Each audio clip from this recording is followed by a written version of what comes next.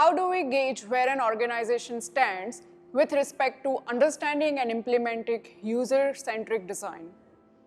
Anyone watching this video, you could be a UX professional, a project manager, or be a part of the IT team of a company. The fact that you have landed here means that you have encountered some kind of conflict related to the product development process.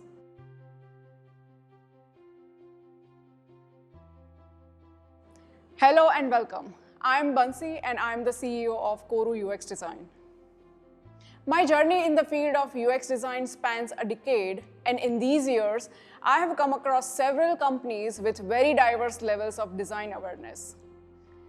Gauging the level of an organization's UX maturity has helped us as a team to formulate the right design strategy. A strategy that does not encounter resistance and works in the best interest of the project. As UX designers or UX advocates, when we know what challenges await us, we can be better equipped to handle them. The UX maturity model categorizes organizations based on their level of understanding and implementation of UX practices. The model I'll be talking about is a hierarchy of 5 stages of UX maturity by normal modes. Let's understand the levels in detail.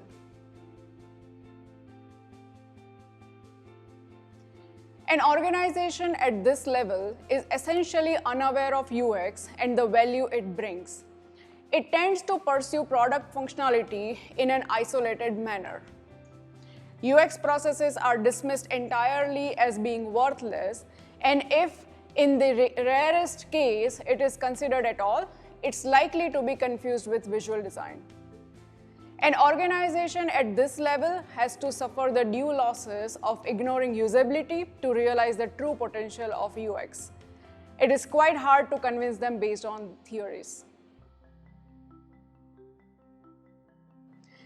Sometimes in a company, you have a high-ranking manager attending a design conference and learning about UX, or a new team member with some level of UX awareness tries to spread the word. Basically, the concept of UX begins to be explored and experimented with. This must be viewed with positivity, and one should capitalize on this rising level of awareness and interest in UX. Forget about large-scale ROI and promote the small wins. You could push for a small-scale usability test for a process or for a quick assessment from an outside agency for objectivity. Either way, you can take this chance to demonstrate the ROI of UX that is sure to resonate. This is the level where UX has become an enduring component of the development process. It is also the point at which the organization begins positioning UX strategically. Probably because some of stage 2's small ad hoc UX experiments caught the eyes of the higher-ups. At this stage, the company could have a small in-house UX team in place. This team would be at the periphery of the development process and could be tasked with user testing in the final stages. So capitalize through ROI again. Demonstrate the importance of iterative design by showing them how the iterative design and testing process helps save more.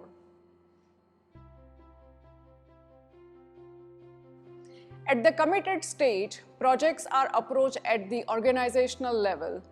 UX is acknowledged to deeply impact the way their users perform. There is a sizable UX team and a definitive strategy and budget in place. Overall, user touchpoints are considered to smooth out the entire experience without breaking them into departmental silos. This big picture view of the project allows the organization to optimize the touchpoints in the overall user journey, resulting in a more efficient and effective user experience. However, some traditionalists do remain skeptical. Although the organization gets convinced on seeing positive feedback from users and moves towards successfully meeting project objectives.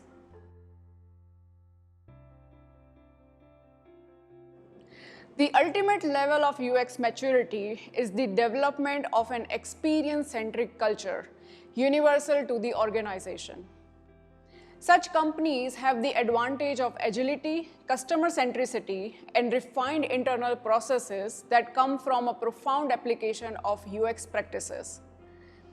The concept of a unified user experience is extended beyond the interfaces and onto other forms of customer interactions, with the company moving to the service design level.